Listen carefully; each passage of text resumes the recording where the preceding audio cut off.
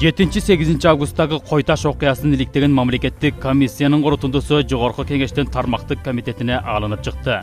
Коомчулуктун бүйүрүн кызытып турган корутунду чыкпай жатып, сынга да алына баштады. Комиссиянын мүчөлөрү Клара Сооронкулова жана Жаркынбек Касымбеков кол коюудан баш тартты. Конституциялык палатанын экс-судьясы учурунда Атамбаев бийлигинен ыдык көргөн Клара Сооронкулованын пикиринде, мамлекеттик комиссия күч түзүмдөрүнүн жетекчилеринин жоопкерчилигинен быйтап өткөн.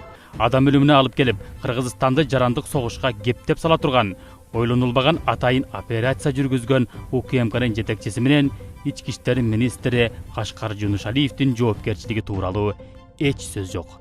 И посмотрите, 7 числа вдруг во время, если у них была информация, что будет вооруженное сопротивление, что они без проблем сразу 1000 людей за полчаса собирают там, да, что там готовятся камни и прочее, да,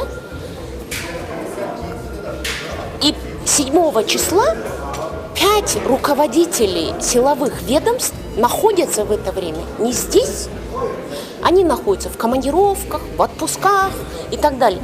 Они что, свалили на всякий случай, чтобы не нести ответственность, и они бросают своих людей вот просто в пекло. Это просто безобразие. Где в заключении комиссии говорится об их ответственности? Она должна быть не размытой. Любая ответственность должна быть персонифицирована, если это настоящая ответственность. А если заключение комиссии делается для того, чтобы увести из-под ответственности людей, которые не справляются со своими обязанностями, которые не координируют, не несут никакой ответственности, в отпусках находятся, то мы и дальше будем нести человеческие потери. УКМКнын атайын даярдыктагы Альфа кызматына экс-президентти күч менен алып келүү тапшырмасы ички иштер министринин Памир Асанов жетектеген тергөө кызматынын тергөөчүсү Эркинбек Ашир Ходжоев берген. Бирок Ашир Ходжоев Альфанын жоокерлери менен кошо барган эмес. Жеке адам катары мен силерге айткам, менде наградное оружие бар. Мен атайлап айтып атам муну, жанагы мени жөнөкөй эле жетелеп кетем деген балдар дагы аябай атам да. Келсеңер атышам деп эскертип жаткан, миңдеген адамдар менен коргоном деген Атамбаевди кармоо операциясы учурунда ички иштер министри да, башкы прокурор да, УКМКнын төрагасы Орозбек Опунбаев да Бишкекте болушкан эмес. Бир сөз менен айтканда, 3 жетекчи эмне болуп кетери белгисиз учурда ордуну кароосуз таштап, сыртта жүрүшкөн. Опунбаев пресс-конференцияда да айткан, комиссиянын корутундусунда дагы өзүңөр окудуңар, ал жерде көрсөтүлүп турат. Атамбаев жана анын тарапкерлери төңкөрүш, мамлекеттик төңкөрүшкө даярданып ачкан депчи. Эгерде ошондой чындап эле ошондой даярдык болгон болсо, эми бул баягы биз изилдеген купуя сыр материалдар менен да такталып атат, чынындачы. Эми алар кандай материалдар экенин мен силерге тилекке каршы айтып бере албайм, мамлекеттик сыр болгондон кийин. Бирок эми бул чындап эле такталган маалымат да, ошондой коркунуч турган мамлекеттин алдында. Бирок эмнегедир 7 августта ошол операция өтө турган күнү күч органдарынын жетекчилеринин баары отпускада, алардын бирөөсү дагы шаарда болгон эмес да. Мисалы генералдык прокурор да ал эс алууда, коопсуздук комитетинин башчысы да эс алууда, ички иштер министри өзүңөр билесиңер Солтон Сарыда. Алардын өздөрү түгүл, алардын немелери дагы заместитель.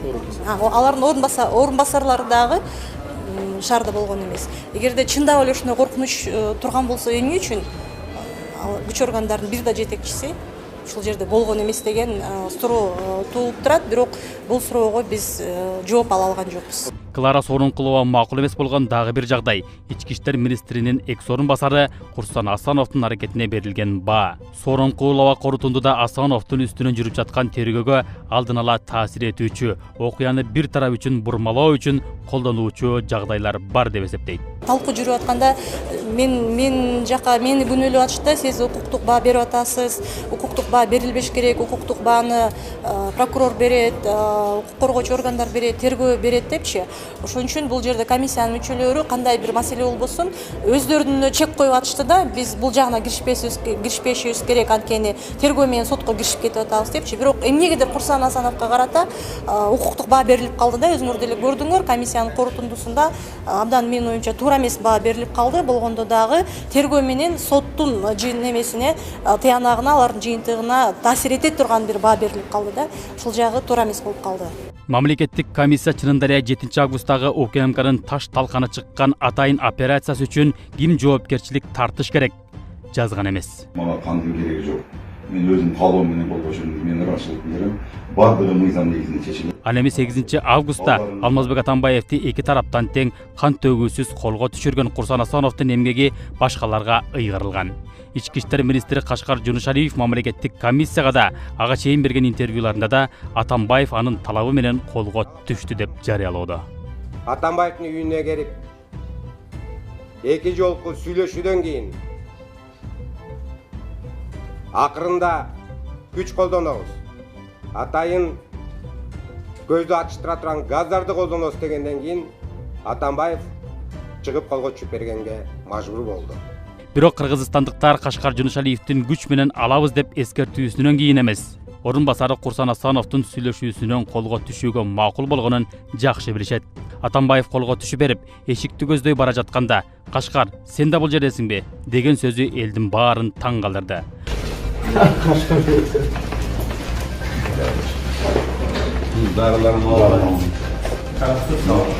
Анда Кашкар Жунушалиев ким менен, кандай деңгээлде, өзүн ким деп тааныштырып сүйлөшүү жүргүзгөн. 7 август күнү бир аскер окко учканын, ага чейин Атамбаев Кашкар Жунушалиевге сөөмөй кезегенин эске алганда, Кашкар Жунушалиев Курсан Асанов сыяктуу кирип бара алат беле деген суроо жаратат. Кашкар иним, Идрис иним, токтогула. Азыркылар буйрук берип атат, бир күнү качат.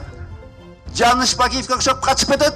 Силер болсо мына иним Мурат Стеленов катары түрмөдө чирип калбагыла. Ички иштер министринин орун басары Курсан Асановду кызматтан алып, кылмыш ишин козгогондо ишенип тапшырылган жерди таштап, өз алдынча Атамбаев менен сүйлөшүүгө кирип кеткен деп айтылат.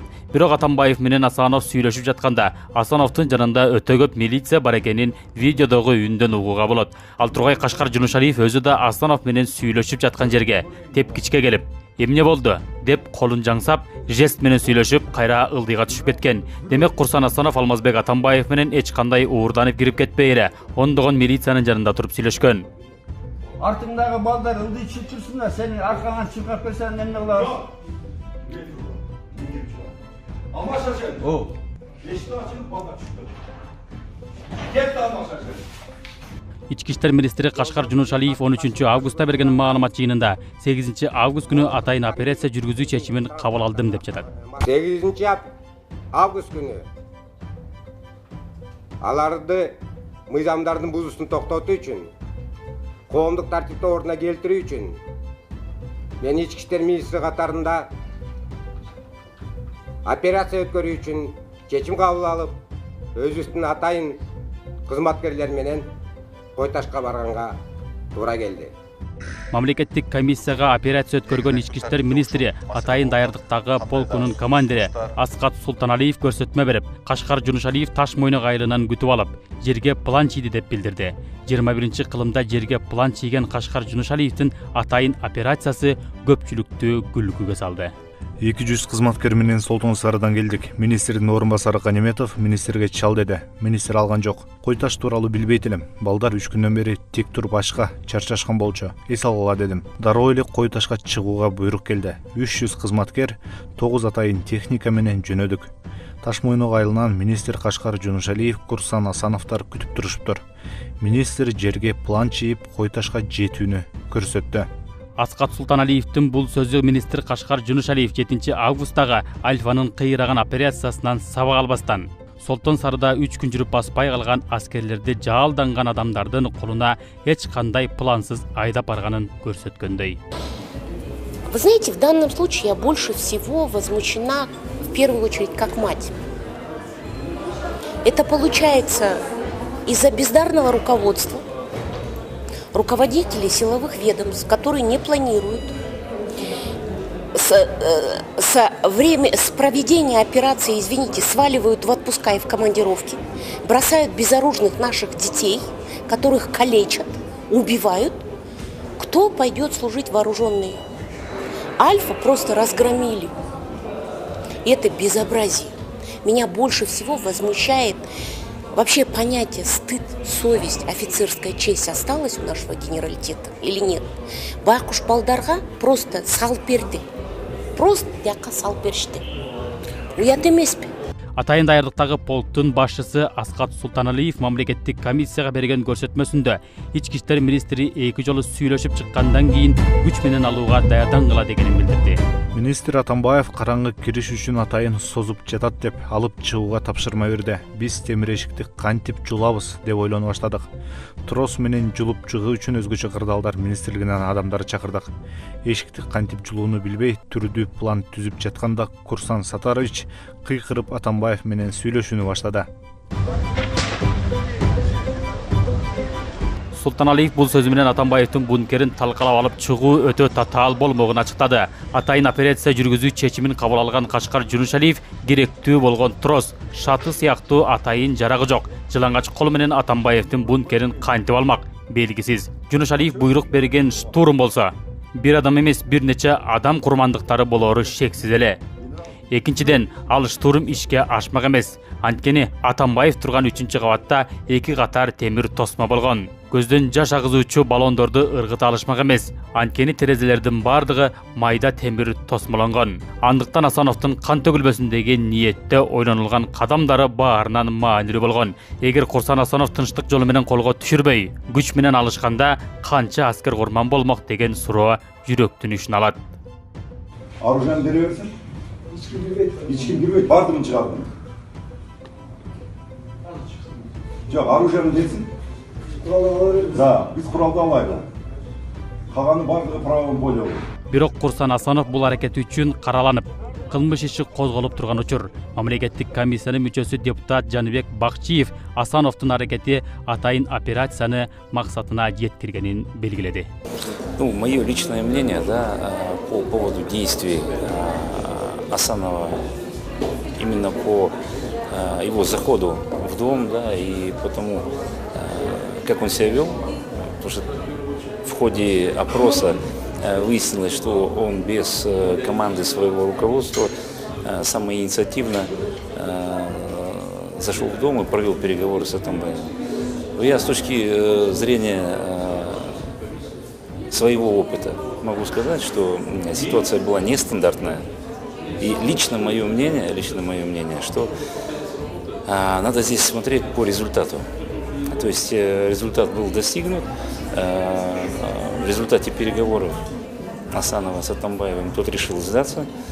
И поэтому я считаю, именно эти действия Асанова оправданы.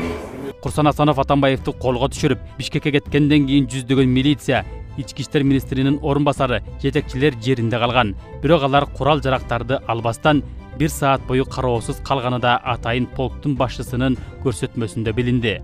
Курал-жарак, октарыны санап албай койгон жетекчилердин да жоопкерчилиги каралган эмес.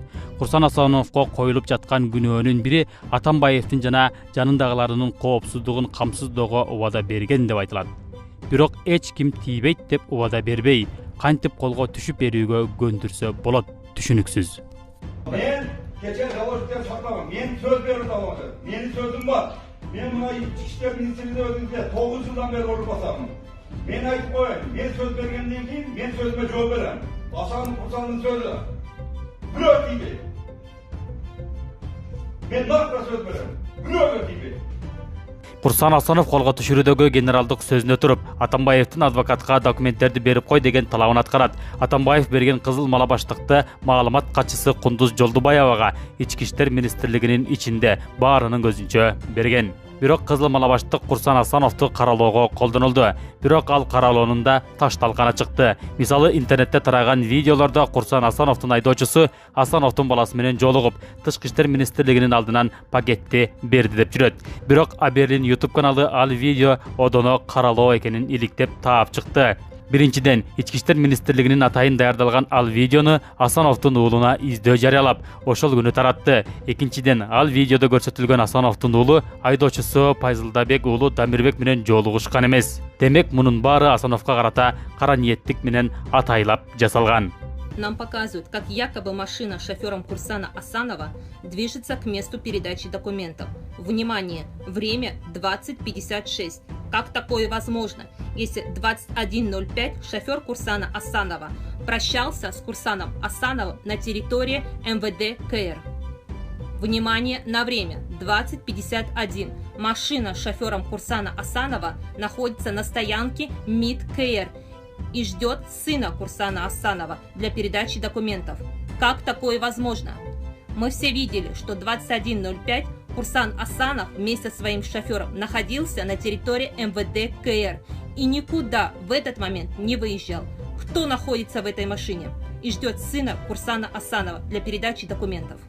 Алгач Курсан Асановдун адвокаты Икрамидин Айткуловду ишке катышпасы үчүн камашты. Андан соң айдоочусу Дамирбек Пайзылдабек уулун аны жумушунда иштеп жаткан жеринен формачан кармап кетишти. Бирок Ички иштер министри аны качып бараткан учурда кармап келдик дешти. Учурда Пайзылдабек уулу камакта. Укук коргоочу Чолпон Жакупова анын укуктары бузулуп, шалаакылык менен операция жүргүзгөн генералдар жазаланбай, алардын кызганычы, интригасынын айынан карапайым элдин балдары азап тартууда. Там множественные нарушения процессуальных прав нашего подзащитного. Потому что в первый день адвокатов не допускали на протяжении 12 часов к подзащитному. А за это время его прессинговали, добивались того, чтобы он дал признательные показания, дал показания на Курсана Асанова, чтобы он начал сотрудничество со следствием. Мы по этому поводу написали заявление в прокуратуру, которое до сих пор не зарегистрировано в ЕРПП. И прокуратура считает это в порядке вещей. Это самая настоящая пытка. То, что человек содержится на протяжении 2 месяцев, на него оказывают психологическое давление, а психологическое давление – это пытки. И он сидит, бабушка. Вот точно так же, как рядовых ребят кинули 7 апреля, точно так же и в этом случае. Карапайым балдарды просто жөнөле салып беришет. Это самый настоящий ахмакчылык. Я больше всего возмущена вот этим. Высокопоставленных выводят, а карапайым элдин балдарын сажают, и вот он содержится там. И множественные нарушения. И мы ничего не можем сделать.